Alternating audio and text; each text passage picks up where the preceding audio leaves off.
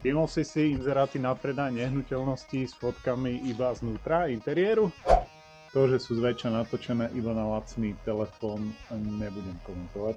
Namyslel si sa niekedy nad tým, prečo tam nie sú fotky zvonku, teda z exteriéru?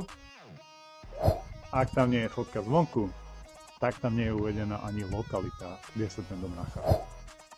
A pritom lokalita je to najdôležitejšie kritérium pri výbere nehnuteľnosti, lebo ju nevieš zmeniť. Stav si vieš prerobiť, o cene vieš jednať, ale lokalitu máš na veky. Poviem ti, prečo je to tak. Dôvod je jednoduchý. Daný maklér to predáva bez zmluvy o spolupráci.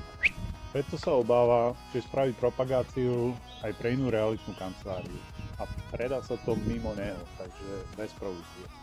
Podpis zmluvy o spolupráci s realitnou kanceláriou ti zabezpečí 100% propagáciu tvojej nehnuteľnosti a 100% služieb spojených s predajom nehnuteľnosti.